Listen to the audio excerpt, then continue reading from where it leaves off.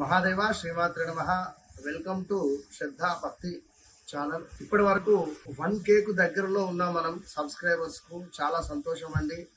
With in 10-15 days లోనే నన్ను ఇంతగా ఆదరించినటువంటి అందరికీ కూడా అమ్మవారి యొక్క ఆశీస్సులు చెబుతూ మరి ఈరోజు ఈ వీడియోలో మనం ఏం తెలుసుకుందాము అంటే మౌఢ్యమి అన్న మూఢమి అన్న రెండు ఒకటే అండి.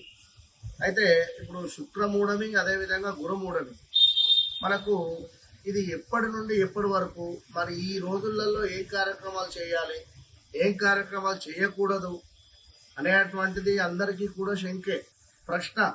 చాలా కాల్స్ కూడా వస్తూ ఉన్నవి, ఏం చేయమంటారని చెప్పి. మరి దీనికి సంబంధించి ఒక వీడియో రిలీజ్ చేద్దాము అని చెప్పి అనుకొని మీకోసం ఈ యొక్క వీడియో చేయడం జరుగుతున్నది.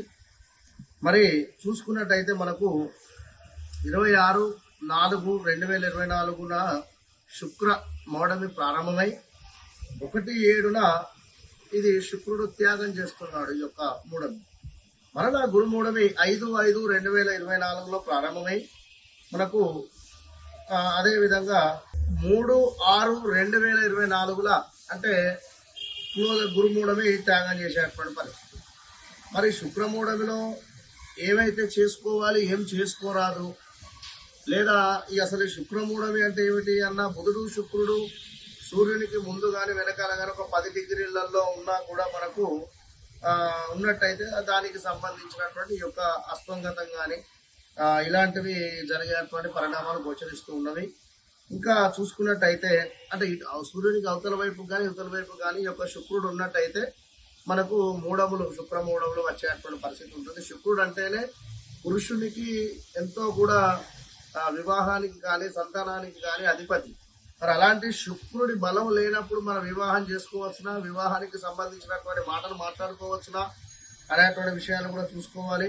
బుధుడు శుక్రుడు భూకక్ష లోపల సూర్యుని చుట్టూ తిరుగుతూ, బుధ శుక్రులు కూడా భూమి కంటే వేగంగా తిరుగుతూ ఈ యొక్క సూర్యుని యొక్క అవతలి వైపుకు వెళ్ళినప్పుడు భూమి పైన మనకు కొన్ని ఈ యొక్క బుధ శుక్రుడు కనిపించరు. ఆ సందర్భాన్ని బుధ అస్తంగతం కానీ అదేవిధంగా శుక్ర అస్తంగతం కానీ అంటూ ఉంటారు. మరి దీనినే శుక్ర మౌఢమి అని చెప్పి కూడా పిలుస్తూ ఉంటారు. కనుక ఈ యొక్క సూర్యగ్రహమునకు ఒక 10 డిగ్రీల ముందు వెనకాల ఉన్నా కూడా మనకు శుక్రుడు అస్తంగతం చెందేటువంటి పరిస్థితి ఉంటుంది. కనుక ఇవన్నీ ఉంటవి. నీకేమిటి అంటే ఇక్కడ విషయం మనకు ముఖ్యంగా ఈ యొక్క శుక్ర మౌఢమిలో మనం ఏమైతే చేసుకోవాలి, ఏమైతే చేసుకోరాదు అనేటువంటి విషయాన్ని చూసుకున్నట్టయితే అన్నప్రాసన కానీ అదేవిధంగా అక్షరాభ్యాసం కానీ ఇది ఇంకా అదేమిటంటే అన్నప్రాసన ముందు కార్యక్రమాలు ఉంటాయి, కొన్ని బారసాల లాంటివి, నామకరణము, నక్షత్ర, నవగ్రహ శాంతి కార్యక్రమాలు చేసుకోవచ్చు. మరి గురుమౌఢ్యంకు సంబంధించినటువంటి విషయాలలో జపాలు, హోమాలు, శాంతులు, అదేవిధంగా గ్రహ శాంతులు, అభిషేకాలు, గండ నక్షత్ర శాంతులు, అన్ని వ్రతాలు చేసుకోవచ్చును. ఇంకా చూసుకున్నట్టయితే మనకు అక్షరాభ్యాసాలు అంటే శుక్ర మౌఢ్యంలో కేవలము శుభకార్యాలు అంటే ఏమిటి, వివాహాలు, గృహప్రవేశం, అక్షరాభ్యాసం, ఉపనయనము, కొత్తగా పట్టిన నోములు చేయరాదు. ఏది మనకు గురుమౌఢ్యంలో. శుక్రమౌఢ్యంలో పనికి వస్తాయి, ముందు చెప్పాను. గురుమౌఢ్యంలో ఇవి పనికిరావు. ఇంకా చూసుకున్నట్టయితే మనకు అంటే శుక్రుడు మౌఢ్యంలో ఏంటంటే ప్రకృతి సంపద అనేటువంటిది క్షీణిస్తుంది. ఇంకా మనకు ఈ యొక్క శుక్రగ్రహ పాలిత ద్వీపాలకు, ప్రదేశాలకు భూకంప ప్రమాదాలు కానీ పొంచి ఉండేటువంటి పరిస్థితి ఉంది. స్త్రీల మీద అత్యధికంగా అత్యాచారాలు జరిగేటువంటి అవకాశాలు ఉన్నాయి. శుక్రుడు సంసారానికి అధిపతి కనుక, శృంగార జీవితానికి కారకుడు కనుక, జాతకంలో ఎవరి జాతకంలో అయితే శుక్రుడు బలహీనంగా ఉంటుందో వారికి చాలా ఇబ్బందులు ఎదురయ్యేటువంటి పరిస్థితి ఉంటుంది. కనుక తప్పకుండా జాతక చక్రంలో శుక్రుడు మనకు మీనంలో ఉచ్చ పొందితే ఇక్కడ అదే విధంగా నీచ పొందేటువంటి పరిస్థితి ఉంటుంది బుధుడు. ఈ విషయాన్ని గమనించుకోండి. ఈ మౌఢ్యంలో అంటే ఈ యొక్క శుక్ర మౌఢ్యంలో మళ్ళీ చెప్తున్నాను, నవగ్రహ శాంతులు, అదేవిధంగా బారసాలలు, నక్షత్ర శాంతులు, హోమాలు, దానాలు చేసుకోవచ్చును. అలాగే పితృ సంబంధిత కార్యక్రమాలు కూడా చేసుకోవచ్చును. శుభకార్యాలకు మాత్రము పనికి రాదు.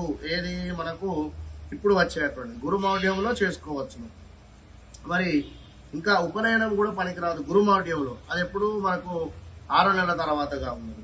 మరి యొక్క శుక్రమౌఢ్యంలో ఏమిటి అంటే ఇందాక మనం చెప్పుకున్నటువంటి అన్నప్రాసన, అక్షరాభ్యాసము, అదేవిధంగా కార్యక్రమాలు చేయరాదు. అన్నప్రాసన ముందు చేసేటువంటివి బారసాల, నామకరణం, నక్షత్ర నవగ్రహ శాంతి కార్యక్రమాలు చేసుకోవచ్చు. కనుక వివాహాది కార్యక్రమాలు కూడా చేయరాదు. ఈ విషయాన్ని గమనించుకొని మీరు ముందుకు వెళ్ళండి.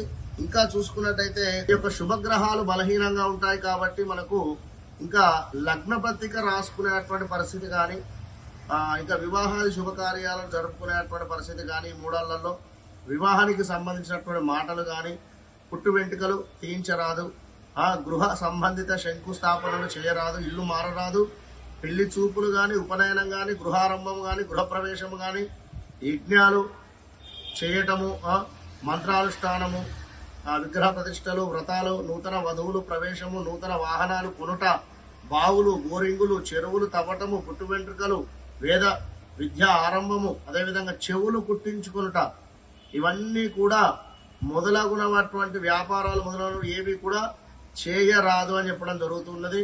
మరి ప్రయాణాలు చేయవచ్చును, ఇంటి రిపేర్లు చేసుకోవచ్చును, భూములు కొనడం కానీ, అమ్మడం కానీ, అగ్రిమెంట్ చేసుకోవడం కానీ, నూతన ఉద్యోగంలో చేరడం కానీ, విదేశాల్లో ఉద్యోగం కోసం వెళ్ళేటువంటి వారు కానీ, నూతన వాహనాలు కొనుగోలు మాత్రం చేయరాదు, నూతన వస్త్రాలు కొనుక్కోవడం కానీ వంటివి చేసుకోవచ్చును, జాతకం రాయించుకోవచ్చు, నవగ్రహాల శాంతులు చేసుకోవచ్చును, జప హోమాది శాంతులు చేసుకోవచ్చును, శ్రీమంతం చేసుకోవచ్చును, నామకరణము, అన్నప్రాసన కార్యక్రమాలు.